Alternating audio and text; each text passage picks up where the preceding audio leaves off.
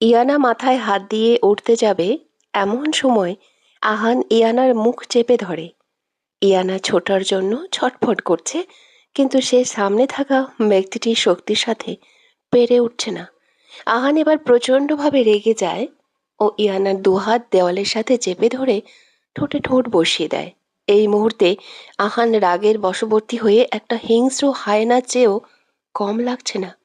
ইয়ানা আগত ব্যক্তিটির থেকে তার জন্য ছটফট শুরু করে ছোটার জন্য। এইবার আহান রেগে গিয়ে ইয়ানার ঠোঁটে কামড় বসিয়ে দেয়। ইয়ানা ব্যথায় কুঁকড়িয়ে ওঠে। মনে হচ্ছে ঠোঁট থেকে রক্ত বেরোচ্ছে, কিন্তু সামনে থাকা ব্যক্তিটির কোনো হেলদোল নেই। ইয়ানা এবার ব্যথা সহ্য করতে না পেরে চিৎকার দিয়ে ওঠে আর কাঁদতে কাঁদতে বলে, কে আপনি? আমার সাথে এমন করেছেন কেন? একটা মেয়েকে তার অনুমতি ছাড়া ছোঁয়ার সাহস কি করে হয় আপনার? ইয়ানার এই কথাটি যেন রাগ আরো বাড়িয়ে দেয়। সে তার কোমরে গুজে থাকা গানটা মুখের ভেতর ঢুকিয়ে রাগে চিৎকার দিয়ে বলে, চুপ! যদি আর একটা কথাও মুখ থেকে উচ্চারণ করো, তাহলে এখানেই শেষ করে দেব তোমায়, ইয়ানা। সাহস কি করে হয় তোর আমার কথা অবদ্ধ করার? বারণ করেছিলাম না শাড়ি পরতে? বল, কেন পরেছিস? শাড়ি পরেছিস তো পরেছিস, আবার নাচতেও চলে গেলি। ছেলেদের রূপে দেখাতে খুব ইচ্ছে, তাই না? আহান এবার ইয়ানার মুখে থাকা গানটাকে আরেকটু চেপে ধরে বলে, মেরেদি, কি বলিস? এমনিতেও আমার অবাধ্য যারা হয় তাদের বাঁচিয়ে রাখি না, তোকে কেন বাঁচিয়ে রাখবো বলতো? ইয়ানা এবার ভয়ে ফুঁপিয়ে কেঁদে ওঠে। ইয়ানার কান্নার শব্দ আহানের কানে আসতেই যেন ওর হুঁশ আসে। তাড়াতাড়ি করে নিজের গানটা ইয়ানার মুখ থেকে নামিয়ে নিজ জায়গায় রেখে দেয়। ইয়ানা যেন এতক্ষণে নিজের প্রাণ ফিরে পেল। আহান এইবার ইয়ানার দুই গালে আলতো হাত রেখে বলে, ইনু বেবি, প্লিজ কান্না থামাও। কেন অবাধ্য হও আমার? এরপর থেকে যেন এমন ভুল আর না হয়, কেমন? তবে একটা কথা মনে রেখো, তোমাকে চাই আমার। আমার অনুভব তুমি। এই বলে সামনে থাকা ব্যক্তিটি তাড়াতাড়ি করে রুম ত্যাগ করে। ইয়ানা আহানার কথা শুনে স্তব্ধ হয়ে বসে রইল। কি বলে গেল লোকটা? রুয়ানা, আপু কোন সময় প্রিন্সিপাল রুমে গেল, এখনো আসছে না কেন? আকাশ, হয়তো স্যারের কোনো কাজ করে দিচ্ছে। আয়াত, মাথা মোটা আজকে নবীন বরণ, স্যার কেন আজ কাজ দিতে যাবে? যা করার কাল তো করেছি। আরু, তাহলে এখনো আসছে না কেন বলতো? রুয়ানা, ঠিক আছে তোমরা বসো, আমি আপুকে নিয়ে আসছি। রোহান, তুই নিয়ে আসবি? তুই প্রিন্সিপাল রুম চিনিস? তোরা বস, আমি নিয়ে আসছি। রুয়ানা, না না ভাইয়া, আমি চিনি। তাছাড়া একটু পর তোমার আকাশ ভাই আর একটা প্রোগ্রাম আছে, তোমরা বসো, আমি যাচ্ছি। সুমাইয়া, ঠিক আছে যা। রুয়ানা প্রিন্সিপালের রুমে যাচ্ছিল, ঠিক সেই সময় বেখেয়ালিভাবে হাঁটার কারণে কারোর সাথে ধাক্কা খেয়ে ছিটকে পড়ে জোরে চিৎকার দিয়ে ওঠে। আকাশ সমু, তারা যেহেতু ব্যানারের লাস্টের দিক দিয়ে বসেছিল, আকস্মিক ঘটনায় সবাই পেছনে ফিরে তাকায়। দেখে রুয়ানা মাটিতে পড়ে আছে আর সামনে একটা সুদর্শন ছেলে দাঁড়িয়ে আছে। তারা সবাই রুয়ানার কাছে যায়। রুয়ানা, শালা অ্যানাকন্ডা দেখে হাঁটতে পারিস না? আমার শরীরটা কি তোর বাপের পৈতৃক সম্পত্তি যে দৈত্যের মতো আমাকে ফেলে দিলি? শালা লেজবিহীন হাতি, আমার মতো একটা বাচ্চা মেয়েকে ফেলে দিলি? এইসব বলতে বলতে রুয়ানা উঠে দাঁড়ায়। আকাশ, পাগলি খেপেছে আর কিছু বলার আগে তোরা আটকা গিয়ে। তারা সবাই রুয়ানাকে কিছু বলতে যাবে, তার আগে ছেলেটি রুয়ানার পেছন দিয়ে হাত মুচড়ে ধরে দাঁতে দাঁত চেপে বলে, হাউ ডেয়ার ইউ! সাহস হয় কি করে এরকম অভদ্র ভাষায় গালিগালাজ করার? এইটুকু একটা পিচ্চি মেয়ে, মুখের ভাষার এই হাল! ওই সময় মতো মুখে অনেক কথা বের হয়েছে, এখন সাপের মতো মুচড়ামুচড়ি করছো কেন? রুয়ানা, শয়তান দানব, হাত ধরেছিস কেন? আমাকে বাচ্চা মেয়ে পেয়ে নির্যাতন করছিস? একবার শুধু আমার জামাটারে আসতে দে, পরে বোঝামো মজা। ছালেটি, কি তুমি ম্যারিড? এইটুকু একটা মেয়ে বিয়েও করে ফেললে? এজন্যই তো বলি ভাষার কেন এই হাল? ইয়ানা, আরে ভবিষ্যৎ ভাই, ভবিষ্যৎ ভবিষ্যৎ জামাইয়ের কথা বলছি। ছেলেটি, এই তুমি কি পাগল? রুহান, সবাই দাঁড়িয়ে সার্কাস দেখছিস কেন? আটকা গিয়ে পাগল রে, খেপছে ভালো করেই। আল্লাহ ওই জানে আর কি বলতে শুরু করে। ঠিক তখনই একটি ছেলে এসে বলে, কি রে ইউভি, তুই এখানে কেন? আহান বলল ও নাকি আজ বাড়ি যাবে, তাই তাড়াতাড়ি চলে গেছে। আরু, আরে রায়ান ভাইয়া, আপনি এখানে? আহান ভাইয়া এসেছে নাকি? কই, ওনাকে তো দেখিনি। রায়ান, আহ এসেছিল তো, তবে আবার চলে গেছে। বাড়িতে একটু দরকার ছিল তাই চলে গেছে আর কি। ঠিক তখনই রায়নের চোখ যায় ইউভির ওপর। তারপর ঠাট্টা সুরে বলে, কিরে ভাই, দেশের মাটিতে পা রেখেই দেশের মেয়েদের উপর লেপ্টে আছিস কেন? তৎক্ষণাৎ ইউভি রুয়ানা হাত ছেড়ে রায়নের দিকে তাকিয়ে দাঁতে দাঁত চেপে বলে, পাবনা থেকে পলাতক পিচ্চি পাগলের পাল্লায় পড়ছি, তাই তার একটু দেখতেছিলাম পাগলটা কেমন। রুয়ানা, এই, আপনি আমাকে পাগল বললেন? আকাশ, প্লিজ বোন আমার চুপ কর। আচ্ছা রায়ান ভাইয়া, আপনি ওনাকে চেনেন? রায়ান, ওর নাম শেহজাদ ইউভি, আমার আর রাহানের ফ্রেন্ড। আবার ভাইও বলতে পারো। আমরা সবাই একসাথে বিদেশে পড়তাম, কিন্তু ও কাল দেশে ব্যাক করেছে। ইউভি, তুই কি তাদের চিনিস? রায়ান, ওরা ইয়ানার ফ্রেন্ড। ইউভি, আর এই পিচ্চিটাও? রুয়ান, না ভাইয়া, ও আমাদের ছোট বোন, মানে ইয়ানার বোন। কিন্তু আপনি ইয়ানাকে কিভাবে চেনেন ভাইয়া? ইউভি, এবার একটু আমতা আমতা করে বলে, আরে, তোমাদের কথা ওদের থেকে শুনেছি, সবার নাম জানি, বাট মুখ পরিচিত না। আয়াত, আচ্ছা, আপনি? আয়াত আর কিছু বলতে পারল না, তার আগে ইয়ানা এসে উপস্থিত হয়। ইয়ানার অবস্থা দেখে সবাই ভড়কে যায়। ইয়ানাকে রোয়ানার হাত ধরে বলে, ইয়ানা, রুই, বাড়ি চল। সবাই ইয়ানার ব্যবহারে চমকে যায়। রুয়ানা, কি হয়েছে আপু, এমন করছিস কেন? আর ভয় পেয়েছিস কি জন্য? আরোরা, হ্যাঁ ইনু, কি হয়েছে, তোকে এমন লাগছে কেন? তুই তো প্রিন্সিপাল স্যারের রুমে গিয়েছিলি, স্যার কিছু বলেছে? ইয়ানা, আরে না না, স্যার কি বলবে? স্যার কিছু বলেনি, আসলে শরীরটা ভালো লাগছে না। তোরা আয়, আমি চলে যাই। এই বলে সে রুয়ানার হাত ধরে এখান থেকে প্রস্থান করে। রায়ান, কি হয়েছে বলতো, এভাবে চলে গেল কেন? মনে তো হয়েছে কোনো কিছু নিয়ে ভয় পেয়েছে। আকাশ, সেটা তো ভাইয়া বাড়িতে গিয়ে জিজ্ঞাসা করেই বলতে পারবো। রায়ান, তাহলে তোমরা থাকো, আমরা যাই, আবার দেখা হবে। এই বলে রায়ান তারা চলে যায়। আরোরা সময়কে খোঁচা মেরে বলে, আহান ভাইয়ের ফ্রেন্ড, তারা কি খায় বলতো, সবগুলো এত সুদর্শন, শুধু ক্রাশ খেতে মন চায়। রুহান, খাবে, ওইটা তো ওদের স্পেশাল কুক খাদ্য, না খেলে পেট বাড়বে নাকি? আয়াত, তুই জানিস এটা আমাদের মেয়েদের জন্মগত অধিকার, সো চুপ থাক। তারা বিভিন্ন কথা বলে অনুষ্ঠান রেখেই চলে যায়। উদ্দেশ্য ইয়ানাদের বাড়িতে যাওয়া। আর এইদিকে আহান আর চৌধুরী বিলায় যায়। আহান যাওয়া মাত্র ওই আহানের একমাত্র বোন আহিয়া গিয়ে জড়িয়ে ধরে বলে, আহিয়া, দাদাভাই কেমন আছো? একবারও আমার কথা মনে পড়েনি? কতদিন পর এসেছো। কথা বলবো না আমি তোমার সাথে, যাও। এই বলে আহিয়া অন্যদিকে ঘুরে মুখ ফুলায়। আহান বুঝতে পারে তার বোন তার উপর ভীষণ ক্ষেপে আছে। আহান এইবার একটা চকলেটের বক্স সামনে নিয়ে বলে, ঠিক আছে, কেউ যদি আমার সাথে কথা বলতে না চায়, তবে চকলেটের বক্সটা ফেলে দিই। কি আর করার, যার জন্য এনেছিলাম সে তো কথাই বলছে না। এই বলে আহান উপরে চলে যেতে নিলে আহিয়া আহানের হাত থেকে চকলেটের বক্স হুট করে নিয়ে বলে, আরে দাদা ভাই, কি বলছো, ফেলে দিবে মানে? তুমি জানো না খাবার অপচয় করা ভালো না। ফেলতে হবে না, আমি নিয়ে নিচ্ছি। আহান এবার একটু মুচকে হাসি দিয়ে আহিয়ার মাথায় হাত রেখে বলে, ঠিক আছে, ফেলবো না। দাদা ভাইয়ের প্রতি অভিযোগ কমেছে? আহিয়া, তোমার সাথে রাগ করে থাকতে পেরেছে কখনো? তুমি আমার বেস্ট ভাইয়া। তাদের কথার মাঝে শুনতে পাই, ভাই এসে বোনকে পেয়ে আমার কথা ভুলে গেছে। আহান তাকিয়ে বলে, আরে দাদিমণি, তোমাকে কি ভোলা যায়? বলেই সে জড়িয়ে ধরল। দাদুমণি, থেকে জানা একেবারের জন্য, নিজের বাড়ি রেখে আলাদা থাকিস, এটা কি ভালো দেখায় বল? আহান এইবার মুখের গম্ভীরতা বজায় রেখে বলে, না দাদুমণি, এমনটা হবে না, সময় হলে অবশ্যই আসবো। বলেই হনহন করে নিজের রুমে চলে যায়। আহিয়া, দাদুমণি, ভাইয়া কি রেগে গেল? দাদুমণি, মনে তো হয়েছে তাই। কবে জানি আমার নাতিটা আগের মতো স্বাভাবিক হয়ে ওঠে। বলেই উনি কান্না করে দেয়। আহিয়া, দাদুমণি প্লিজ কান্না করো না, দেখবে একদিন ভাইয়া ঠিক আমাদের সাথে এসে থাকবে। দাদুমণি, কবে সেই দিন আসবে? বিগত 14 বছর ধরে আমাদের সাথে থাকে না, খায় না, কবে আমার দাদু ভাই আমাদের মাঝে ফিরে আসবে? আহিয়া এবার দাদুমণির কান্না দেখে, স্বাভাবিক হওয়ার জন্য বলে, আহিয়া, আরে দাদুমণি, চিন্তা করো না, আমার একটা ভাবি আসলেই ভাইয়া ঠিক হয়ে যাবে, দেখবা আমাদের সাথেই থাকবে। দাদুমণি, কি, এই কথা আর বলিস না দাদু ভাই, যদি শুনতে পারে তাহলে যাই বাড়ি আসে মাঝে মাঝে এইটাও বন্ধ করে দে। তাই সাবধান। তোর মনে নেই একবার বিয়ের কথা বলছিল বলে বাড়ির সমস্ত জিনিস ভেঙে ফেলেছিল? তাই এইসব কথা মুখেও আনিস না আহিয়া। আহিয়া মন খারাপ করে বলে, ওকে দাদি। হোল্লা পার্টি থেকে সবাই ইয়ানাদের বাড়িতে যায়, গিয়ে দেখে রুহানা সোফায় বসে কান্না করছে।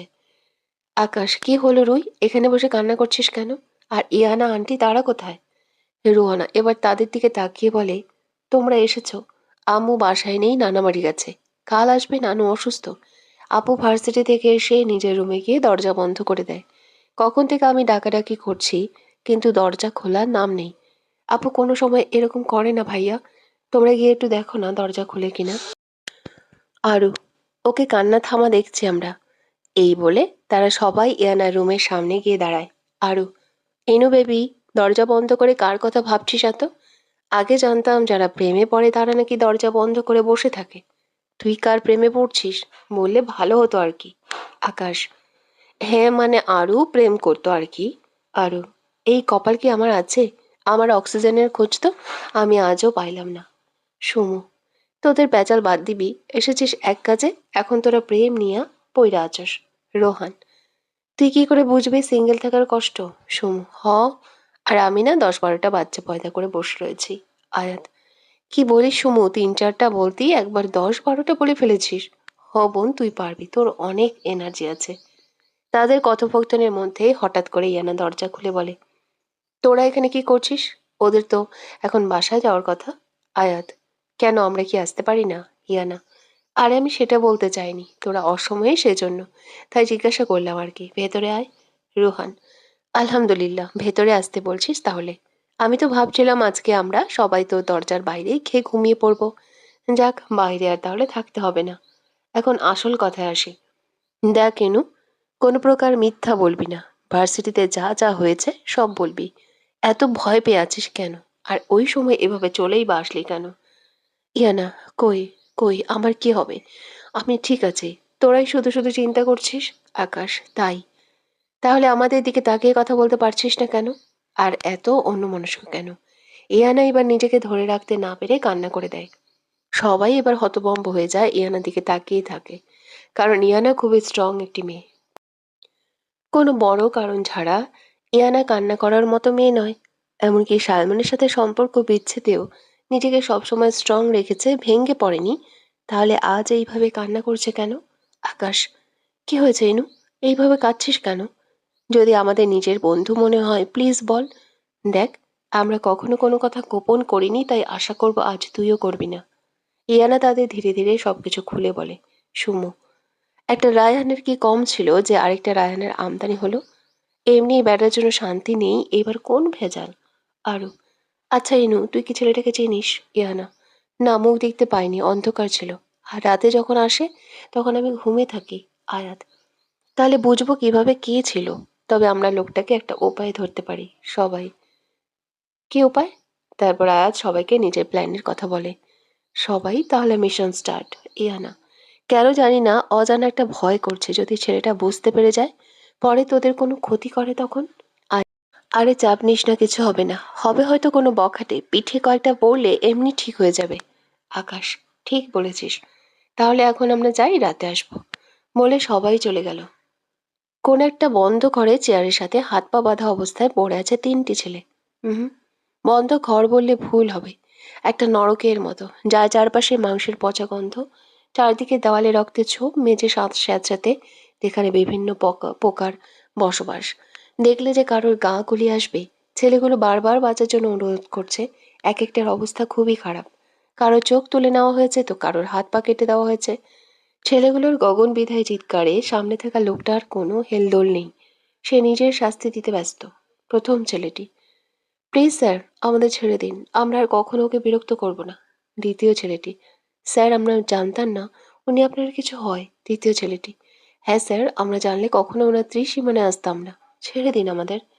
সামনে থাকা ব্যক্তিটির চোখ দুটি লাল, কিন্তু শান্ত গলায় বলে, জানিস তো, অগ্নি চৌধুরীর কাছে ক্ষমা বলে কোনো শব্দ নেই। তোরা আমার কলিজায় হাত বাড়িয়েছিলি, সেই হাত থাকবে ভেবেছিস বলেই এক কোপে প্রথম ছেলেটির হাত শরীর থেকে আলাদা করে দেয়। পরপর সবগুলোর একই অবস্থা করে। ছেলেগুলো চিৎকার দিয়ে মাটিতে লুটিয়ে পড়ে। আহান, আরিফ, লাশগুলো কুকুর দিয়ে খাওয়া। আর রায়ান, আমার সাথে চল। রায়ান, তারা সবাই এইসবে অভ্যস্ত হয়ে পড়েছে, কিন্তু আজ অনেকদিন পরে এমন নির্মম মৃত্যু দেখেছে। কোনো বড় কারণ ছাড়া তো হতে পারে না। রায়ান যেন ওদের এই মৃত্যুতে একটা ঘোরের মধ্যে চলে যায়। আহান কিছু দূর গিয়ে দেখে রায়ান এক জায়গায় দাঁড়িয়ে আছে। কি রে, এইখানে থাকার প্ল্যান আছে? তাহলে বল, এইখানে রেখে যাই। আহানের এই ঠান্ডা মাথায় হুমকি রায়ানের যান যায় অবস্থা। এই জায়গাতে নাকে কাপড় দিয়েও থাকা যায় না, বমি চলে আসে। আর এইখানে থাকা অসম্ভব। রায়ান একটু হাসার অভিনয় করে বলে, আরে কি বলছিস না, আমি এখানে থাকতে যাব কেন? তোর জন্য এই জঘন্য টর্চার সেলে কি মানুষ থাকা যায় নাকি? দেখলেই বমি আসে। আহান, ঠিক আছে, তুই এখানেই থেকে যা। এমনিতে অনেকদিন ধরে ভাবছিলাম তোকে এইখানে রেখে যাব, তাহলে আজ রেখে যাই, কি বলিস? রায়ান এবার কান্না করে দেওয়ার মতো অবস্থা। রায়ান, প্লিজ ভাই, আমার এখানে রেখে যাস না। আমার বউটার সাথে মাত্র দেখা হয়েছে, বউটা আমার অকালে বিধবা হয়ে যাবে। আর তোর মেয়ে, ও তো জামাই হারা হবে। আহান, কি কখন থেকে মেয়েদের মতো কান্না শুরু করে দিয়েছিস? তোর এমন মেয়েলি স্বভাব কবে থেকে হয়েছে বলতো? আর আমার মেয়ে জামাই হারা হবে মানে? রায়ান এবার একটু ভাব নিয়ে বলে, আর এটা বুঝলি না, তোর মেয়ে তো আমার ছেলের একমাত্র বউ। এখন আমি যদি মরে যাই তাহলে আমার ছেলে আসবে কোথা থেকে? তাহলে তোর মেয়ে জামাই হারা হবে না? Ahan, what a logic! গোয়েন্দা অফিসার রায়ানের মাথায় এত লজিক আগে জানতাম না তো। আমার কখনো মেয়ে হবে না, বলে আহান চেহারা গম্ভীর করে বলে, এখন যদি গাড়িতে না উঠিস, আই সোয়ার তোকে এইখানেই রেখে যাব। আহান এই কথা বলতে দেরি, রায়ানের উঠতে দেরি হয় না। আহান আড়ালে একটা মুচকি হাসি দেয়। কে বলবে এটা দেশের নামকরা গোয়েন্দা অফিসার আর্সেনাল রায়ান, যার নাম শুনলে ক্রিমিনালদের ঘুম হারাম হয়ে যায়। কিন্তু আহানের সামনে কিভাবে বাচ্চামো করছে! একেই মনে হয় বলে বন্ধুত্ব। হল্লাপাটি সবাই ঝোপের আড়ালে অপেক্ষা করছে আগন্ত ব্যক্তিটির জন্য। আর ইয়ানা ঘুমের অভিনয় করে শুয়ে আছে। আর এইদিকে ইয়ানার কাণ্ড দেখে আহান হাসছে। আহান, আমাকে ধরার জন্য তুমি তোমার বাদর বাহিনী এত কষ্ট করেছো। So sad. আজ তো আমি যেতেই পারবো না, কারণ আমি আজ খুব ক্লান্ত। আজকে তোমাকে না দেখেই ঘুমাতে হবে। তুমিও ঘুমিয়ে পড়ো, আর সময় হলে আমার পরিচয় এমনিতেই জানতে পারবা। Good night baby. Iyana SMS দেখে প্রায় কান্না করার মতো অবস্থা। এই হাতির খম্বা জানলো কিভাবে আমাদের প্ল্যানের কথা? ইয়ানা জানলা দিয়ে সবাইকে ডেকে নিয়ে আসে রুমের ভেতর।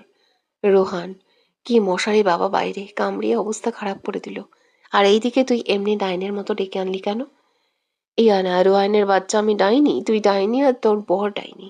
রোহান, মেল ফিমেল ঠিক রাখিস বোন, আমি আবার ডাইনি হব কিভাবে? আয়াত, বন্ধ করবি তোদের এই প্যাচাল? এই ছেড়ি ক্যারে ডেকে নিয়ে এনেছিস ওইটা বল। ইয়ানা, এইবার সবাইকে এসএমএস গুলো দেখায়, সবার চোখ বেরিয়ে আসার উপক্রম। আরো, হে, এইবারে জানলো কেমনে আমাদের প্ল্যান? ইয়ানা, আচ্ছা রুমে কোনো ক্যামেরা নাই তো? সবাই, কি? আকাশ, হতে পারে। না হলে আমাদের কথা উনি জানবে কিভাবে? কারণ আমরা ছাড়া তো এই কথা কেউ জানে না। ইয়ানা, এইবার কি হবে আমার? কতটা খারাপ হলে কেউ কোনো মেয়ের রুমে ক্যামেরা ফিট করে? রাগে ইয়ানার মাথা ফেটে যাচ্ছে, সাথে একরাশ ঘৃণা। সুমু, আচ্ছা তোরা সবাই তো অগ্নি চৌধুরীকে চিনিস। উনি তো অনেক বড় মাফিয়া, যার নাম শুনলে পুরো শহর আতঙ্কে কাঁপে। উনি অনেককে সাহায্য করেছে। আমরা যদি ওনার কাছে সাহায্য চাই, তাহলে কেমন হবে? আকাশ, এতদিন জানতাম তুই অনেক বুদ্ধিমতী, কিন্তু আজ দেখলাম তোর মাথা পুরো ফাঁকা, বুদ্ধির বউনি।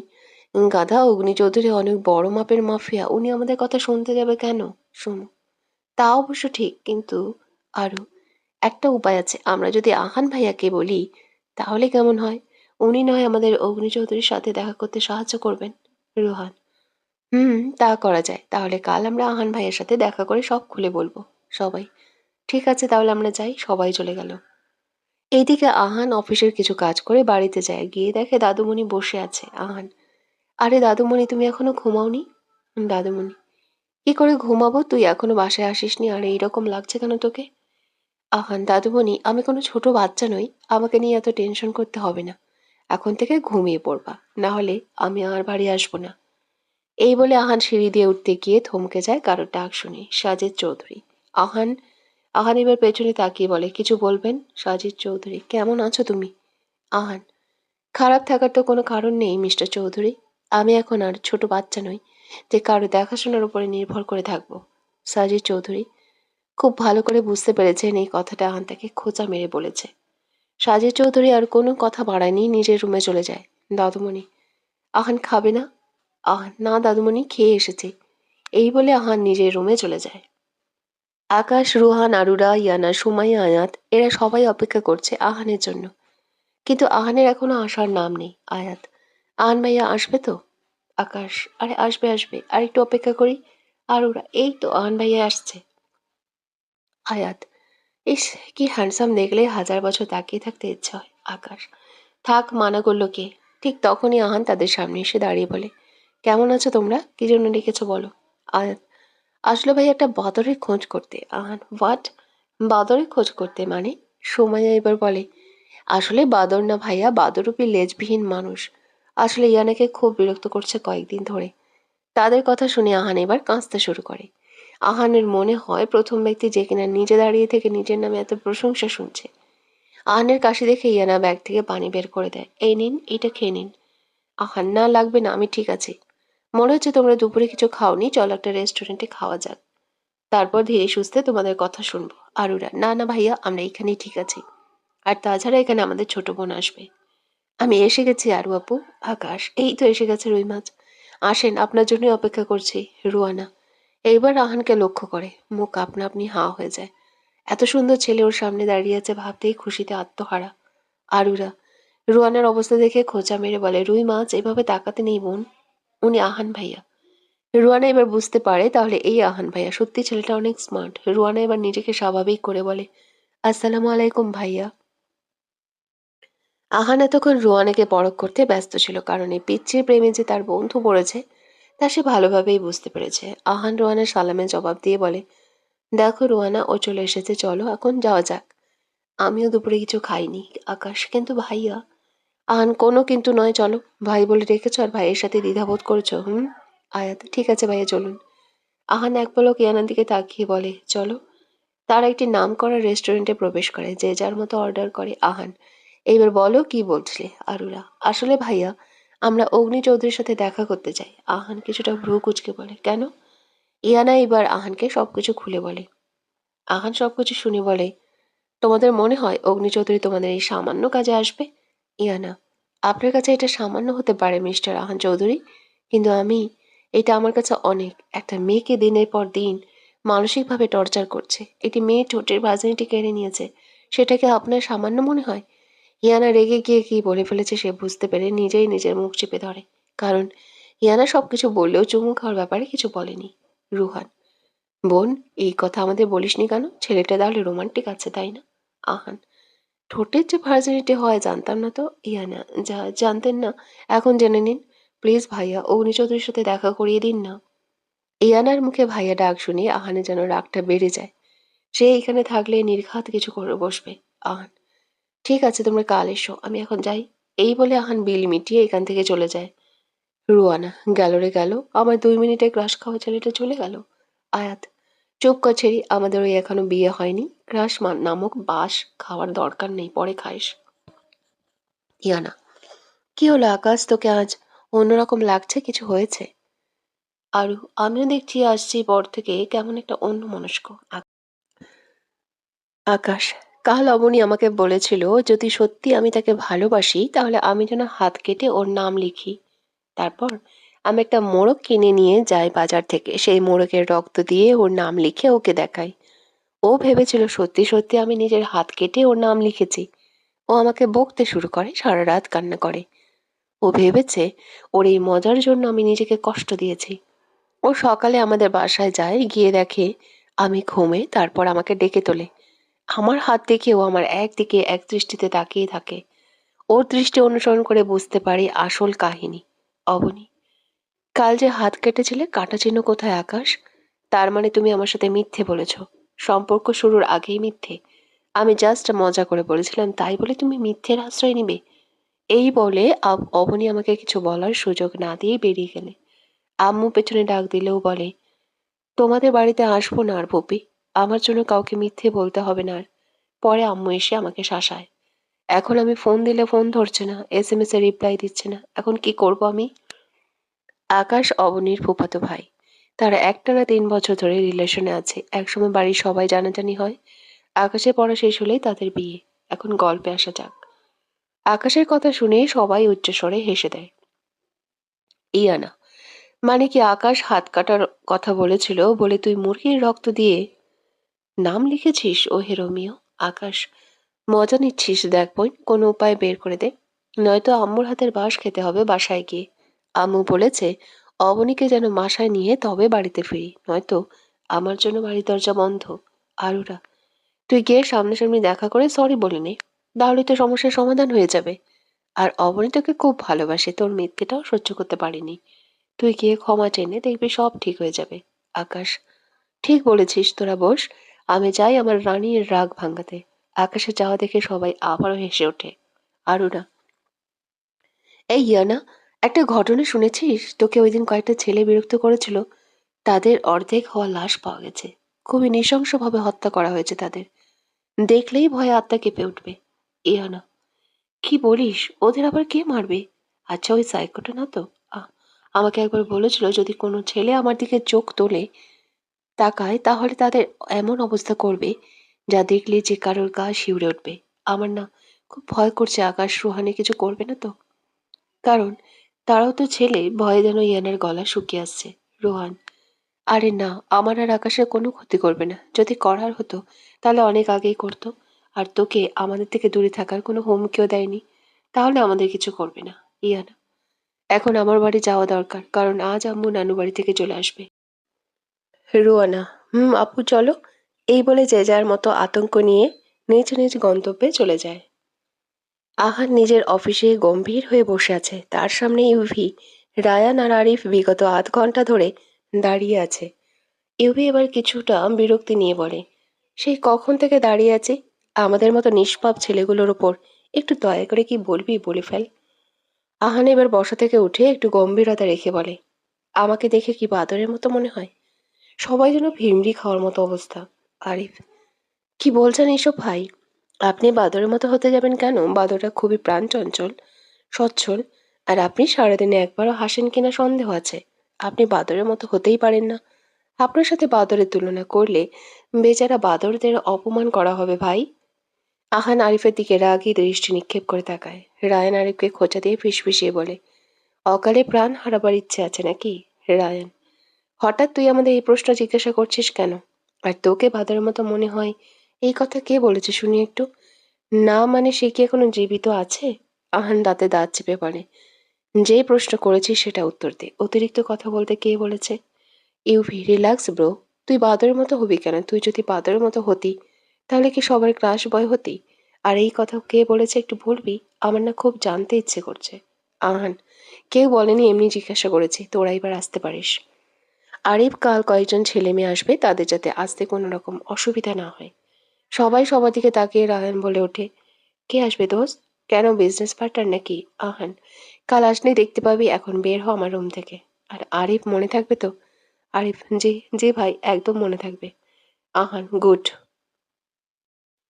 সময়ে রাস্তা দিয়ে যাচ্ছিল, ঠিক তখনই দেখে একটা ছেলে একটা মেয়ের ওড়না নিয়ে টানাটানি করছে।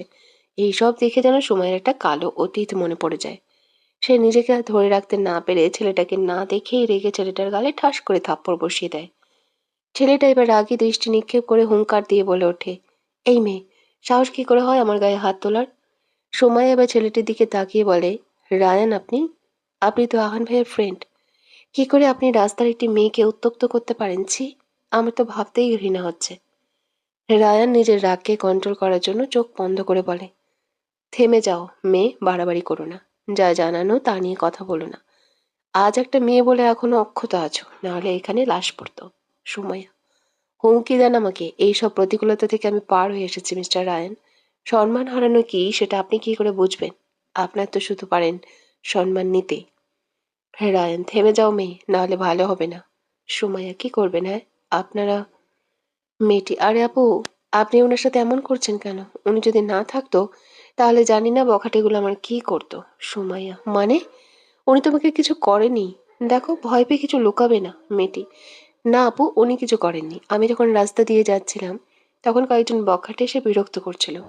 এক পর্যায়ে একজন এসে আমার ওড়না টান মেরে নিচে ফেলে দেয়। আর তখনই এই ভাইয়াটা এসে আমাকে বাঁচায় আর গুন্ডাগুলোকে মেরে পুলিশে দিয়ে দেয়। সুমাইয়া, আমি যে দেখলাম উনি তোমার ওড়না ধরে রেখেছিলেন, তাহলে? মেয়েটি, উনি আমার ওড়না ধরেননি, মাটি থেকে তুলে আমার গায়ে জড়িয়ে দেন।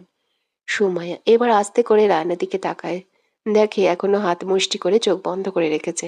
হয়তো রাগ কন্ট্রোল করছে। সুমাইয়া, আসলে আমি বুঝতে পারিনি, আমি দুঃখিত। আমাকে ক্ষমা করে দিবেন। রায়ান এবার সময়ের দিকে তাকায়। সময়ে রায়ানের চোখ দেখে থমকে যায়। চোখ রাগে অসম্ভব লাল হয়ে রয়েছে। Rayan, sorry my foot. আজ মেয়ে বলে বেঁচে গেলে, নাহলে বুঝিয়ে দিতাম আর্সেনাল রায়ানের গায়ে বিনা কারণে হাত তোলার ফল। এই বলে রায়ান নিজের গাড়িতে উঠে চলে যায়, আর এইদিকে সময়া হতাশ হয়ে তাকিয়ে থাকে। প্লিজ স্টপ অবনী, দাঁড়াও বলছি। দেখো, এখন যদি না দাঁড়াও, যেটা করেনি এখনো, তাও কিন্তু করব। অবনী নিজের মতো করে এক মনে হেঁটে চলছে। হঠাৎ করে পা থমকে যায় কারো চিৎকারে। সে পেছন ফিরে তাকিয়ে দেখে আকাশ ছুরি দিয়ে নিজের হাতে পরপর আঁকা টানছে। অবনী এবার আকাশের কাছে গিয়ে হাত ধরে কান্না করতে করতে বলে, পাগল হয়ে গিয়েছো তুমি? কি করছিলে এটা? বেশ কতখানি কেটে গেছে। তোমাকে এখন কি করতে ইচ্ছে করছে আমি নিজেও জানি না। আকাশ, কি করব? তোমাকে কখন থেকে ডাকছি, শুনতে পাচ্ছ না কেন? তুমি তো জানো তোমার সাথে কথা না বলে আমি থাকতে পারি না। অবনী, হয়েছে, আর ঢং করতে হবে না। মিথ্যে বলেছিলে বলে মনে ছিল না? এই নাও, ড্রেসিং করা হয়ে গেছে। ভাগ্যিস ব্যাগে ফার্স্ট এড বক্স ছিল। চলো এবার। আকাশ এবার অবনীর হাতে হ্যাচকা টান দিয়ে উড়ুর উপর বসিয়ে দিয়ে পেট আঁকড়ে ধরে। অবনী যেন বরফের মতো জমে যায়। সরি সোনা, আর মিথ্যে বলবো না। এই যে কান ধরছি, প্লিজ ক্ষমা করে দাও। অবনী, কি কি করছো? কি আকাশ, এটা আমার কলেজ, ছাড়ো, কেউ দেখে নিলে সমস্যা হবে। আকাশ, দেখলে দেখুক, কি যায় আসে। আমি আমার হবু বউকে ধরে রেখেছি, কার বাপের কি? আগে বলো, আমায় ক্ষমা করেছো কিনা? অবনী, ইস, এখনো বউ হয়নি তো। এখনো অসভ্যতা ছাড়ো, ছাড়ো বলছি। আর ক্ষমা করেছে কিনা ভেবে দেখবো। আকাশ, তাই? হুম। আকাশ, ঠিক আছে, তাহলে আমি আমার কাজ করি, কি বলো? অবনী, কি? কি করবে? কি হলো, এইভাবে সামনে এগোচ্ছ কেন? আকাশ, হুম, ডিস্টার্ব করো না। এখন বউকে চুমু খাবো, কারণ বউ রেখে আছে, আগে বউয়ের রগ ভাঙাতে হবে। অবনী, না, আমি তোমায় ক্ষমা করে দিয়েছি, ছাড়ো এবার আমায়। আকাশ, এই তো গুড গার্ল, যাওয়া ছেড়ে দিলাম, তবে আজকের দিনটা একদিন পুষিয়ে নেব। অবনী, দেখা যাবে, চলো এবার। আকাশ, চলো। ইয়ানা গভীর ঘুমে আচ্ছন্ন, কিন্তু মনে হচ্ছে ওর শ্বাস বন্ধ হয়ে আসছে। ঠোঁটের চুমুগুলো কামড়ে পরিণত হচ্ছে। একসময় মনে হলো ঠোঁটে কেউ কামড়াচ্ছে। ইয়ানা এবার হঠাৎ চোখ তুলে তাকায়। হুট করে ছেলেটির হাত চেপে ধরে বলে, কে আপনি? আমার রুমে কি আপনার? ছেলেটি এটার জন্য মোটেও প্রস্তুত ছিল না। সে নিজেকে কোনো রকম ছাড়িয়ে বেলকনি দিয়ে নেমে চলে যায়। ছেলেটির সাথে ধস্তাধস্তি করেও কোনো লাভ হয়নি। আজও দেখতে পারল না ছেলেটাকে। হঠাৎ ইয়ানা নিজের হাতে খেয়াল করে দেখে হাতে রক্ত লেগে গেছে। তার মানে ধস্তাধস্তির জন্য ছেলেটির হাতে খামচি লেগেছে। শালা উগান্ডাকে তো কিছু করতেই পারছি না, যাক একটু ব্যথা দিতে পারছি, কিন্তু আজও মুখটা দেখতে পারলাম না। ধুর। একটু পরেই ইয়ানার মোবাইলে একটা এসএমএস আসে। কাজটা তুমি ঠিক করলে না বেবি। তোমায় জাস্ট একটু দেখতে গিয়েছিলাম, কিন্তু তুমি আমার কাজে বাধা দিয়ে দিলে। অতিরিক্ত ছটপটে তুমি, তবে তোমার টোটগুলো মাশাআল্লাহ। ইয়ানা এসএমএস এর পরে কান্না করে দেয়। শালা লেজবিহীন হাতি, লুচ্ছা, বদমাইশ, খাড়াস। তবে যদি আমি সামনে পাই, তাহলে যদি নর্দমায় না চুপাইছি, তাহলে আমার নামও ইয়ানা নয়। এসএমএস, আমাকে গালি দেওয়া যদি বন্ধ হয়ে থাকে তাহলে ঘুমিয়ে পড়ো। যদি আর 2 মিনিটও দেখি বসে রয়েছ, তাহলে আমি আমার অসমাপ্ত কাজ গিয়ে সমাপ্ত করে দিয়ে আসবো। আর হ্যাঁ, ছেলেদের থেকে দূরে থাকবা। আহানের এই এসএমএস পড়তে দেরি, কিন্তু ইয়ানের শুতে দেরি হয়নি। ইয়ানার কাণ্ড দেখে আহান উচ্চস্বরে হেসে ওঠে। একটি বিশাল হোটেলে নারী নিয়ামত্ত একজন প্রাপ্তবয়স্ক যুবক খালি গায়ে মেতে উঠেছে নিষিদ্ধ এক আদিম খেলায়। বর্তমানে সে নিজের পিপাসা মেটাতে ব্যস্ত। মেয়ে, রায়ান বেবি, আমরা বিয়ে করছি কবে? রায়হান নিজের মুখটাকে একটু বিরক্তি নিয়ে বলে, তুই যে আমার সাথে আছিস, এই এই অনেক এত কথা কে বলতে বলেছে তোকে? মেয়েটি, সরি রায়ান, আর বলবো না। ঠিক তখনই রায়ান একটি ফোন আসে। ফোন। রায়ান, কে এসে? রায়ান, ঠিক আছে, গাড়ি বের কর, আজই বাংলাদেশ ব্যাক করছি। রায়ান কথা শেষ করে একটা বাঁকা হাসি দেয়। তাহলে শেষ পর্যন্ত তোমার আসল পরিচয়টা জেনে গেলাম সৎ ভাই। আমি আসছি, খেলাটা তাহলে সামনাসামনি ওই হোক। বলেই রায়ান অট্টহাসিতে ফেটে পড়ল। ইয়ানা, আরু আর সুমু অগ্নি চৌধুরীর বিলাসবহুল ড্রয়িং রুমে বসে আছে। ঠিক তখনই অগ্নি তাদের সামনে এসে বসে। তাকে দেখে সবাই দাঁড়িয়ে যায়। অগ্নি হাত দিয়ে তাদের বসতে বলে। ইয়ানা, কি রে আরু, তোদের এই গ্রাস অগ্নি চৌধুরীর রুমে কি মাস্ক আর সানগ্লাস পরে থাকে? উনি কি কানা, নাকি দেখতে সুন্দর না? আরু, চুপ থাক ছেড়ি, উনি খুব সুন্দর। অনেকে তাকে দেখেছে, তারা সবাই নিজ মুখে বলছে। অগ্নি এতক্ষণ ধরে ইয়ানার দিকেই তাকিয়ে আছে। ইয়ানাকে পরখ করছে। শরীরে সাদা কালো রঙের হাঁটু পর্যন্ত টপস, কালো প্যান্ট, মাথায় হিজাব করা। অগ্নির কাছে ইয়ানাকে কোনো পুতুলের চেয়ে কম লাগছে না। ইয়ানাদের এরকম ফিসফিস করতে দেখে অগ্নি কিছুটা গম্ভীর হয়ে বলল, কি বলবে তাড়াতাড়ি বলো, আমার হাতে বেশি সময় নেই।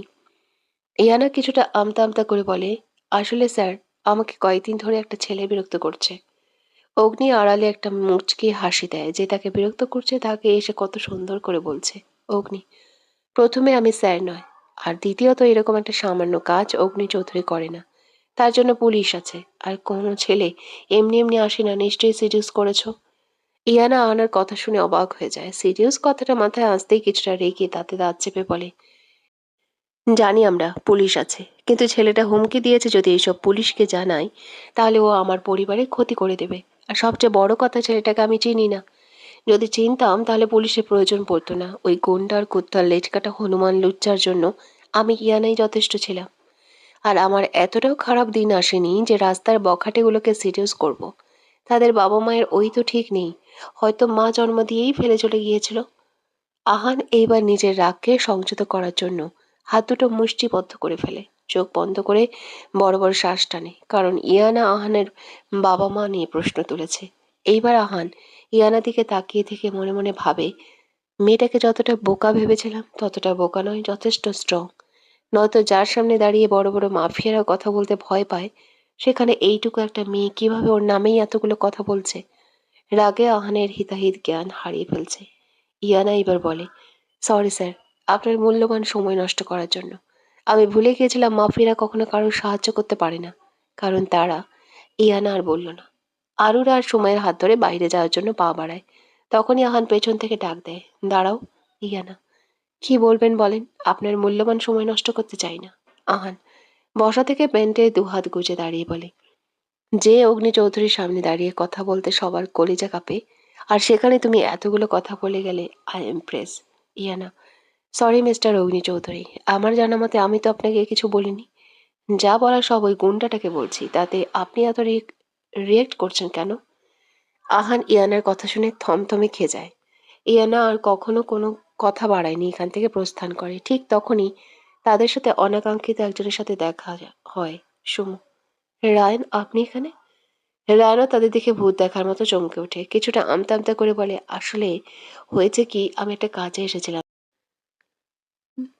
তোমাদের সাথে দেখা হয়ে গেল, কিন্তু তোমরা এখানে কিসের জন্য?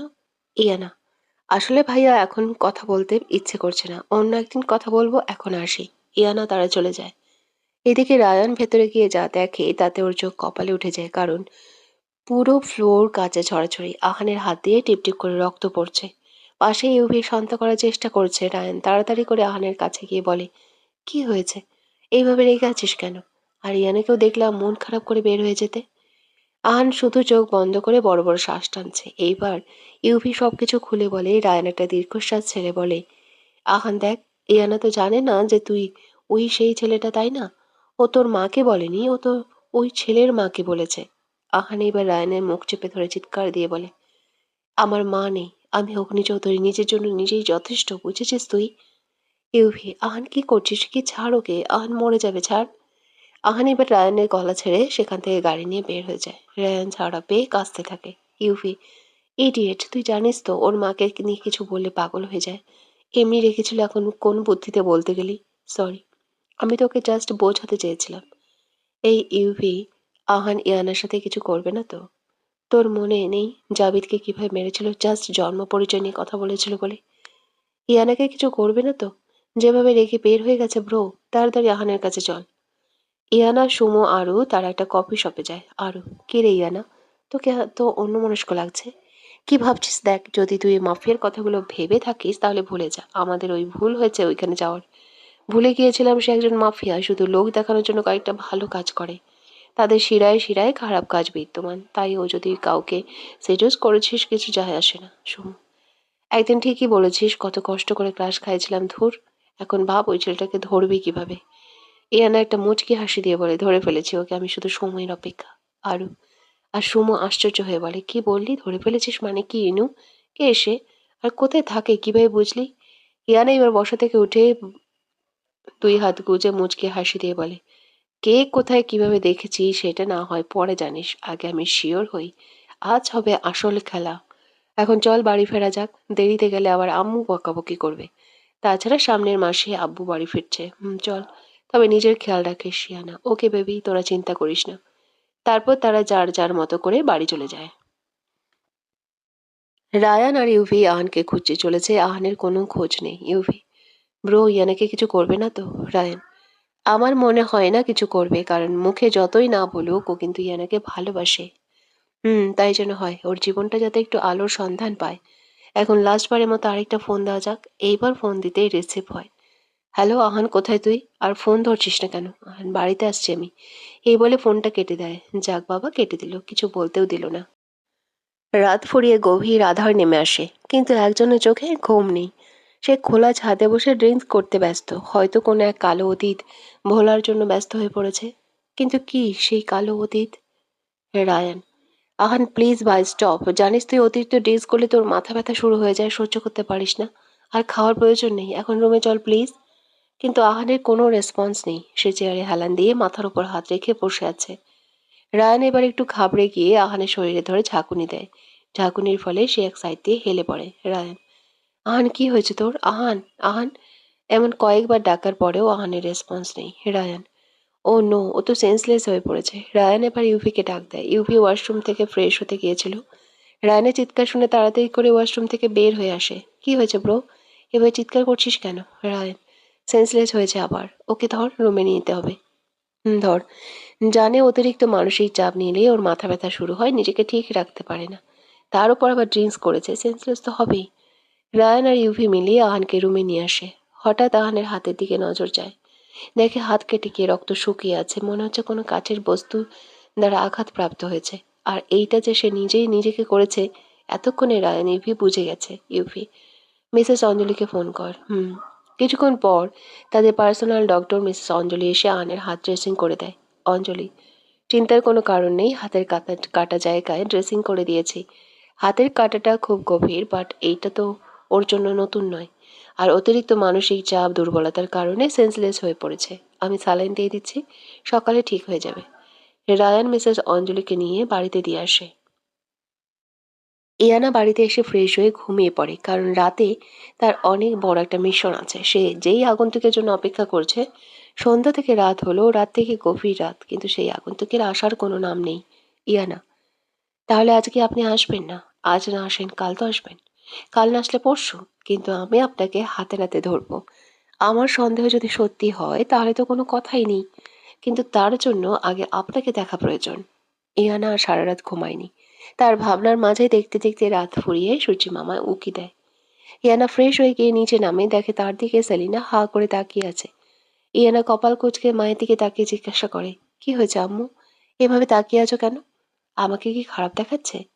ইয়ানা ভেবেছে সারা রাত সজাগ থাকার জন্য হয়তো অন্যরকম লাগছে। সেলিনা হোসেন ইয়ানার কাছে এসে চিন্তিত হয়ে কপালে গলায় হাত দিয়ে বলে, তুই ঠিক আছিস শিনু? কিছু হয়নি তো তোর? না মা, আমার কিছু হয়নি, আমি ঠিক আছি। কিন্তু তোমার এমন কেন মনে হচ্ছে আমি ঠিক নেই? আমাকে কি আজ অন্যরকম লাগছে? ঠিক তখনই রোয়ানা পেছন থেকে ডাক দিয়ে বলে, আপু, এটা কি তুই? তুই এত সকালে ঘুম থেকে উঠেছিস? ও মাই গড, আপু তুই তো ইতিহাস পাল্টে দিয়েছিস। আম্মু, এইটা তোমার মেয়ে তো? ইয়ানা এতক্ষণে বুঝতে পেরেছে আসল কাহিনী। ইয়ানা এবার কিছুটা বিরক্ত হয়, কেন সে কোনোদিন সকালে ঘুম থেকে ওঠেনি। সবাই এমন ভাব করছে যেন আজ প্রথম উঠেছে। ইয়ানা, কেন রে? আমি কি কোনোদিন সকালে ঘুম থেকে উঠিনি? সেলিনা হোসেন, ঝাড়ুর বাড়ি খেয়ে। রুয়ানা এবার ফিক করে হেসে দেয়। ইয়ানা এবার কিছুটা রেখে বলে, ঠিক আছে তোমরা দুজন থাকো, আমি গেলাম, কিছু পড়া আছে। এই বলে ইয়ানা উপরে চলে যায়। সেলিনা হোসেন, তুই এখনো এখানে দাঁড়িয়ে আছিস কেন? প্রাইভেটে যাবি না? রুয়ানা, আম্মু, নাস্তা করেই চলে যাব। কিন্তু আম্মু, আপু আজ তোমার ঝাড়ুর মুখ দর্শন না করেই উঠে গেল। বলেই রুয়ানা হাসা শুরু করে। সেলিনা হোসেন, হয়েছে, তোমাকে আর হাসতে হবে না। হয়তো ঘুম ভেঙে গিয়েছিল তাই উঠে গিয়েছে। তুইও তাড়াতাড়ি নাস্তা করে প্রাইভেটে যা। রুয়ানা নাস্তা শেষ করে প্রাইভেটে চলে যায়। ইয়ানা, তারা সবাই বিরক্তি নিয়ে ক্লাসরুমে বসে আছে। আরও ধুর, কি ক্লাস করতো, কি টাকলুর, কি পড়ায় মন হয় নিজেও জানে না। আকাশ, হুম, ঠিক বলেছিস, শুধু শুধু সময় নষ্ট। এইটুকু সময় অবনীর সাথে কাটালেও ভালো হতো। রোহান, আমাদের এত সিঙ্গেলের মধ্যে তুই একজন মিঙ্গেল কি করিস বলতো? আমাদের সামনে বারবার গার্লফ্রেন্ডের নাম নিচ্ছিস, আমার কি কষ্ট লাগে না? বন্ধু হয়ে বন্ধুর কষ্টটা তো ভাবতে পারিস। সুমো, আকাশ, তুই রায়নার সামনে এভাবে বলতে পারিস না। ও ভাই জীবনে তো মেয়ে পাবে না তাই কষ্ট পায়। আয়াত, সব ওই বুঝলাম, কিন্তু তোদের মনে হচ্ছে না আমাদের ইনু বেবি আর চুপচাপ হয়ে গেছে? কাল বিকাল থেকে অন্যমনস্ক দেখছি। রোহান, সেটা তো আমি খেয়াল করেছি, ভেবেছি হয়তো এমনি, তাই আর কি জিজ্ঞাসা করিনি। ঠিক তখনই তাদের ক্লাসের আইসিটি জাফর স্যার চেঁচিয়ে বলে, কথা বলছে কে? দাঁড়াও বলছি স্বেচ্ছায়, পরে আমি দাঁড় করালে দ্বিগুণ শাস্তি দেব। হোল্লা পার্টি সবাই এক এক করে দাঁড়িয়ে পড়ে। জাফর স্যার চশমাটা নিচে নামিয়ে বলে, বের হও ক্লাসরুম থেকে তোমরা। ক্লাসের মধ্যে কথা বলা আমি পছন্দ করি না, জানো না? আয়াত একটু মুখ ভেঙচি দিয়ে বলে, শালা টাকলু, ক্লাস তো করাস না ঠিক মতো, আবার কথা বললে সমস্যা। তারা সবাই এমনিতেই খুশি হয়েছে বের হয়ে যাওয়ার কথা বলার জন্য। সবাই একে একে ক্লাসরুম থেকে বের হয়ে আসে। আরও বের হয়ে তো আসলাম, আজ আর ক্লাস করবো না আয়াত। এখন বাসা যেতে পারবো না, আম্মু নানান প্রশ্ন করবে। ইয়ানা, ঠিক বলেছিস, এখন বাড়ি যাওয়া যাবে না, এক কাজ করি, ওই মোড়ের চায়ের দোকানে যাওয়া যাক, অনেকদিন ধরে যাওয়া হয় না। আকাশ, ঠিক বলেছিস, চল। তারা সবাই চায়ের দোকানে যায়। রেণু কাকু কেমন আছো? আরে তোমরা অনেকদিন পরে আসলে। রোহান, আসলে কাকু ব্যস্ত থাকে ইদানিং, তাই আসা হয় না। কাকি কেমন আছে? রেণু, আলহামদুলিল্লাহ, তোমাদের দোয়ায় দোয়ায় ভালোই আছে। এখন চা দাও। আমাদের পছন্দের চায়ের কথা মনে আছে নিশ্চয়ই? রেণু কাকু, হ হ বাবা, আমার মনে আছে, তোমরা বও, আমি এখনই দিতেছি। চাওয়ালা সবাইকে চা দেয়। রোহান, চাচা, তোমার হাতের চা খেলে মনে হয় বউ আমার ভালোবেসে চা বানিয়ে দিয়েছে। সমু রোহানের পিঠে থাপ্পড় মেরে দাঁতে দাঁত চেপে বলে, কোন জায়গায় কোন কথা বলতে হয় এটা কি তুই জানিস না? উনি আমাদের মুরব্বী, কিভাবে কি ভাববে বলতো? রোহান, চুপ থাক বাদর, বউ ছাড়া কষ্ট তুই কি বুঝবি? সমু, বাদর না বাদরানি হব, মেল ফিমেল ঠিক রাখিস অন্তত। আর আমার না অনেকগুলো জামাই আছে যে তার কষ্ট বুঝবো না। ঠিক তখনই তাদের সামনে একটা গাড়ি এসে থামে। গাড়িটি দেখে একজনের অন্তরাত্মা কেঁপে ওঠে, কারণ গাড়ির মালিক সম্পর্কে তারা অবগত। গাড়ি থেকে নেমে আসা একজন সুদর্শন পুরুষ, যার রন্ধ্রে শরীরে রয়েছে অন্ধকারের ছোঁয়া। ইয়ানা, রান এখানে কেন? আর ও কবে দেশে আসলো? ওর না আরো কয়েকদিন পরে আসার কথা, তাহলে এখন এখানে কি করছে? রাহান গাড়ি থেকে নেমে তাদের সামনে গিয়ে দাঁড়ায়। রাহান, সারপ্রাইজ বেবি, ভেবেছিলাম কয়েকদিন পরে আসবো, কিন্তু তোমাকে না দেখে থাকতেই পারলাম না। ইয়ানা রায়ানকে কিছু না বলে হল্লাবাটি সকলের উদ্দেশ্যে বলে, চল এখান থেকে। মনে হয় না এখানে থাকার কোনো দরকার আছে। রাস্তায় যে কারোর সাথে কথা বলা ঠিক না, আর এইসব গুন্ডা মস্তান থেকে দূরে থাকাই ভালো। ইয়ানা এখান থেকে প্রস্থান করবে, ঠিক তখনই রায়ান পেছন থেকে ওর হাত চেপে ধরে রাগী কণ্ঠে বলে, আমার সাথেই তোমাকে থাকতে হবে। রায়ান যা চায় তা পেয়ে তারপর শান্ত হয়। আমার নজর এখন তোমার উপর পড়েছে সোনা, তাই তোমাকে আমার চাই, সেটা এক রাতের জন্য হলেও। বলেই রায়হান এখান থেকে চলে গেল। আর রিয়ানা রায়হানের টাচ করা জায়গায় বারবার ঘষতে থাকে। রাগে দুঃখে ওর কান্না চলে আসে। হোল্লা পার্টির সকলের মুখে চিন্তার ছাপ। সুমু, কি করবো এখন আমরা? ওকে বলে গেল এইসব এক রাতের জন্য হলেও চাই, মানে? ইয়ানা, চিন্তার কোনো কারণ নেই, ও আমার কিছুই করতে পারবে না। আয়াত, এতটা কনফিডেন্স হয়ে কিভাবে বলছিস? তুই ওকে চিনিস, খুব খারাপ একটা ছেলে। ইয়ানা একটা রহস্যময় হাসি দিয়ে বলে, আমাকে তো আর ছুতেই পারবে না। ও আর এক রাতের জন্য যাওয়া সেটা বিলাসিতা মাত্র। সবাই ইয়ানার দিকে অবাক হয়ে তাকিয়ে থাকে। কয়েকদিন আগে পর্যন্ত যে মেয়ে ভয় পেত, আজ তার মুখে কোনো ভয়ের ছাপ নেই। কারণ একটা মেয়ে যতই সাহসী হোক না কেন, তার কাছে তার ইজ্জত সবার ঊর্ধ্বে। সেটা রক্ষা করার জন্য সবকিছুই স্যাক্রিফাইস করতে পারে, আবার সবকিছুর বিরুদ্ধে লড়তেও পারে। আহান নিজের রাগ নিয়ন্ত্রণ করার জন্য বৃথা প্রয়াস চালাচ্ছে, জোরে জোরে শ্বাস টানছে, হাত দিয়ে গড়গড় করে রক্ত ঝরছে। কালকের কাটা স্থানে পুনরায় আঘাত পাওয়ায় জায়গাটা আরো গভীরভাবে আহত হয়েছে। চোখ দুটি সানগ্লাসের আড়ালে রক্ত বর্ণ ধারণ করে। মনে হচ্ছে যে কোনো সময় টুপ করে রক্ত পড়ে যাবে। হাতের রগগুলো ফুলে উঠেছে। এখন জানা যাক আহানের রাগের কারণ। রাতে ঘুমের ইঞ্জেকশন পুশ করার কারণে আহান সকালে অনেক দেরি করে ঘুম থেকে ওঠে। ঘুম থেকে উঠে দেখে ওর হাতে স্যালাইন লাগানো। এমনি কাল থেকে মেজাজ বিগড়ে রয়েছে, এইসব দেখে আরো রেগে যায়। টান মেরে হাত থেকে স্যালাইন খুলে ফেলে, ফলে কাটা জায়গায় হালকা ব্যথা পায়। আহার নিজের কাটা জায়গার দিকে তাকিয়ে তাচ্ছিল হাসি দিয়ে বলে, ছে, অগ্নি চৌধুরীর এইরকম সামান্য কাটায় কিছু হয় না, আর না প্রয়োজন কারো সেবা যত্নের। আহান রেডি হয়ে নিচে নেমে দেখে ইউভি রায়ান বসে আছে। সে কাউকে কিছু না বলে সামনের দিকে পা বাড়ায়। ইউভি কিছুটা চিন্তিত হয়ে বলে, কি রে, এখন কোথায় যাচ্ছিস? তোর শরীর তো এখনো ঠিক হয়নি। আহান মুখে চ শব্দ উচ্চারণ করে বলে, তোদের বলেছি আমাকে নিয়ে এত ভাবতে, আর মেয়েদের মতো এমন আদিক্ষেতা করছিস কেন? বলেই সামনের দিকে পা বাড়ায়। ইউভি আর রায়নও আর কিছু বলেনি। ওরা জানে আর কিছু বলেও লাভ নেই।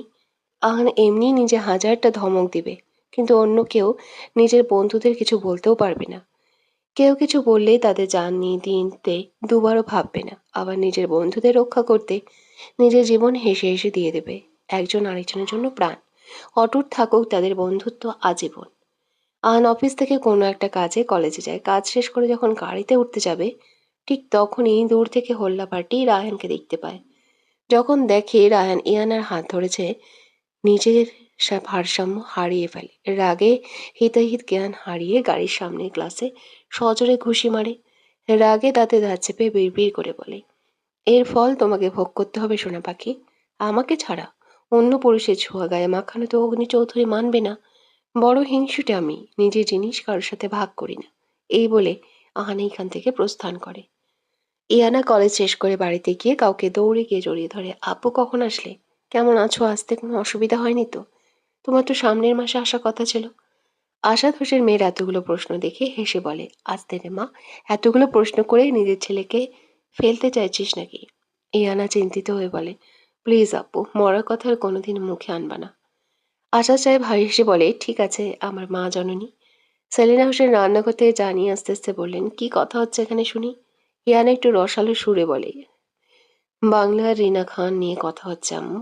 সেলিনা মেয়ের দিকে কপাল কুঁচকে বলে, বাপ মেয়ে রিনা খানের পেছনে লেগেছিস কেন? কি কথা যে বলো না আম্মু, শুধু আব্বু সম্পর্কেই বলবো, তোমাকে নিয়ে কিছু বলবো না। তা কি করে হয়? সেলিনা হোসেন এতক্ষণে বুঝতে পারে আসল কাহিনী। তাকে নিয়েই বাপের কাছে এতক্ষণ নালিশ করছিল। সেলিনা হোসেন হাতে থাকে চামচ নিয়ে ইয়ানার দিকে তেড়ে যায়। তবে রে ফাজিল মা, মেয়ে মাকে রিনা খান ডাকছিস? ইয়ানা হাসতে হাসতে বলে, তোমাকে রিনা খান ডেকেছি তা তো গর্ব করা উচিত আম্মু। উনি কত ভালো অ্যাক্টিং করে তুমি জানো? এই বলে ইয়ানা হাসতে থাকে। সেলিনা হোসেন, আসাদ তুমি ওই মেয়ের সাথে হাসছো? আসাদ, আরে রাগ করছো কেন? সেলিনা তো মজা করছে। সেলিনা হোসেন রেগে বলে, হয়েছে অনেক মজা করা, যা ফ্রেশ হয়ে খেতে আয়। ইয়ানা মায়ের গালে টুপ করে একটা চুমু দিয়ে বলে, তুমি পৃথিবীর বেস্ট আম্মু। বলেই দৌড়ে উপরে চলে যায়। আসাদ হোসেন এবার সেলিনা হোসেনকে বলে, সেলিনা তোমার সাথে জরুরি কথা ছিল। সেলিনা হোসেন, কি বলো? কি বলবে? এই বলে আসাদ হোসেনের পাশে বসে আসাদ হোসেন কিছুটা সিরিয়াস হয়ে বলে, আমার এক কলেজ ফ্রেন্ড ইমতিয়াজ মির্জাকে তো চেনো। 1 বছর আগে ওর ছেলে বিদেশ থেকে পড়ালেখা শেষ করে দেশে ফিরেছে। কোনো এক কারণে ওদের সাথে এখন আর যোগাযোগ নেই, কিন্তু পরশু আমাকে ইমতিয়াজ ফোন করে বলল ওর ছেলে নাকি আমাদের ইয়ানাকে দেখে পছন্দ করেছে। এখন সে তাকে বিয়ে করতে চায়। এইবার তোমার মতামত জানতে চাই। সেলিনা হোসেন কিছুটা চিন্তিত হয়ে বলে, ওনার নাম তো আমি তোমার থেকে শুনেছি, সামনাসামনি তো আর কখনো দেখিনি। তোমার যা ভালো মনে হয় তাই করো, তবে ইয়ানার মতামত নেওয়া দরকার। আসাদ, আমার মনে হয় না ইয়ানা আমাদের মতামতের বাইরে যাবে। ইয়ানা খাওয়া দাওয়া শেষ করে ঘুমানোর জন্য রুমে যায়। গিয়ে দেখে রুয়ানা রুমে নেই। কিছু একটা ভেবে ব্যালকনিতে যায়। গিয়ে দেখে কারোর সাথে হেসে হেসে কথা বলছে। রুয়ানা ইয়ানাকে দেখে ঘাবড়ে গিয়ে বলে, আপু তুই এখানে? ইয়ানা, কার সাথে কথা বলছিস এত রাতে? রুয়ানা, আসলে আপু, আমার ফ্রেন্ড জুই ফোন করেছিল নোট নেওয়ার জন্য। ইয়ানা কথাটা পুরোপুরিভাবে বিশ্বাস করেছে কিনা জানি না। ইয়ানা, রুমে চল ঘুমাবি। রুয়ানা আমতা আমতা করে বলে, চলো।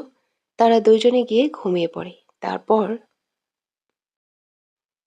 আহানের গাড়ি এসে থামে ভয়ানক সেই টর্চার সেলের সামনে।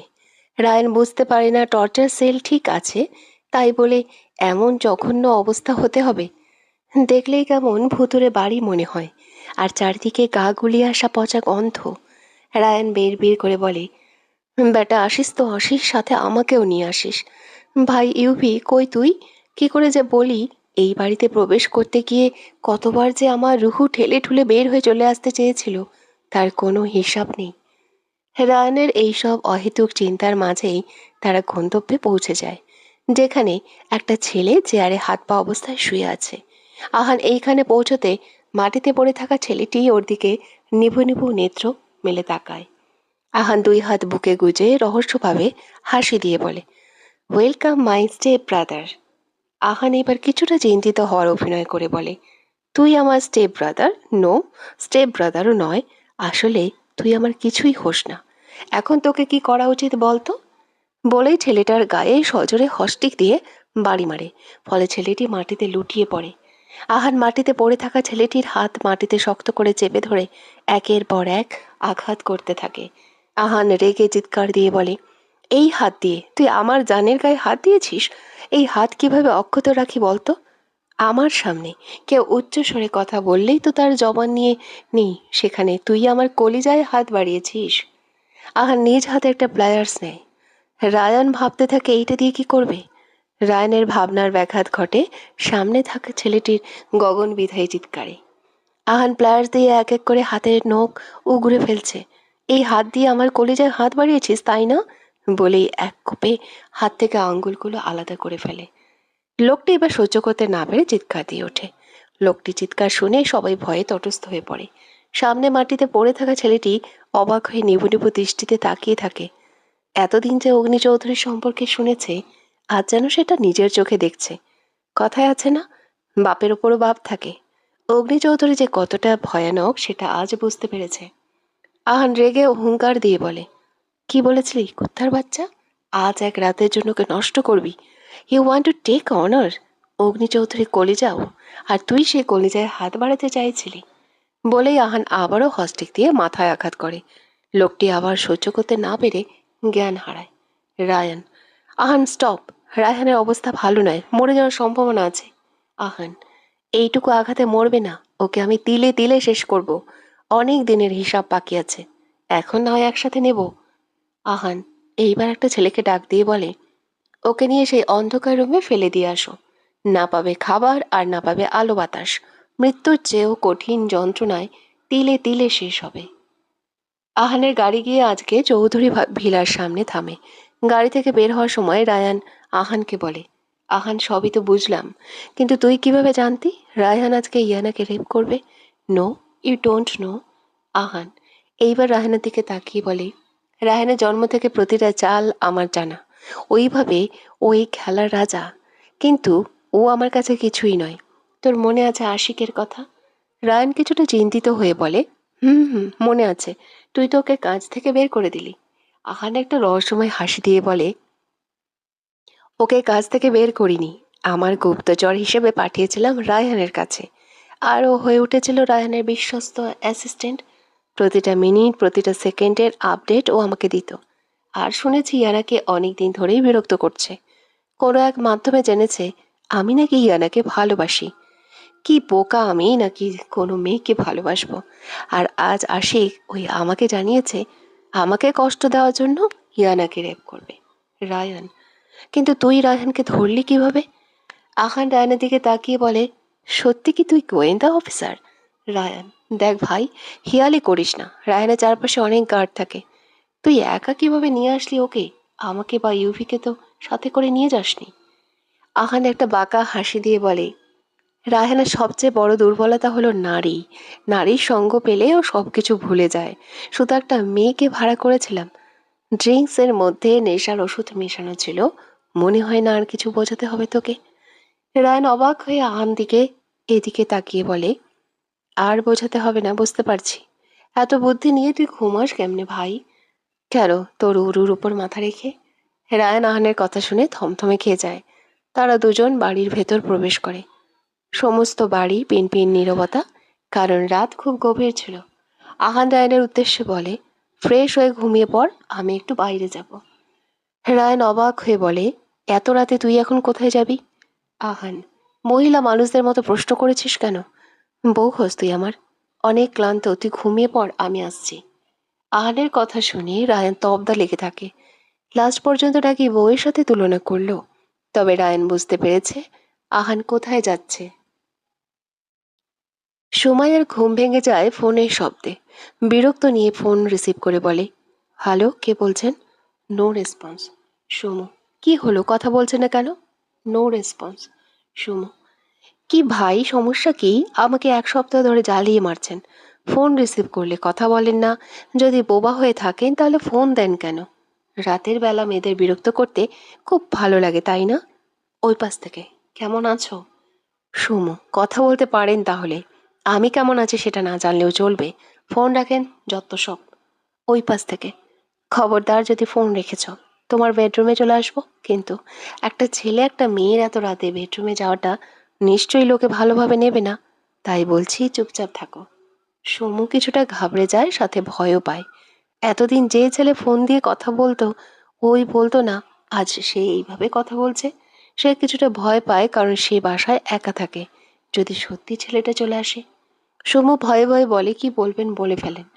ওই পাশ থেকে, এই তো গুড গার্ল। এখন শোনো, তোমাদের কোচিং এর একটা ছেলে আছে না, ওর থেকে দূরে থাকবে, মনে থাকবে।